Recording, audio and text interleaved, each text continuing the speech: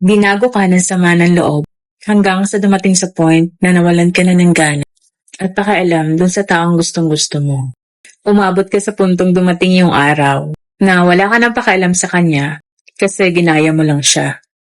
You're just giving back the same energy.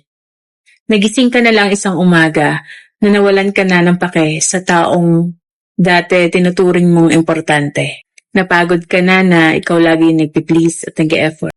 Yung na-realize mo sa sarili mo na may hangganan din pala yung lahat. Yung kapag hindi ka talaga pinapahalagahan at lagi ka na lang nadidisappoint.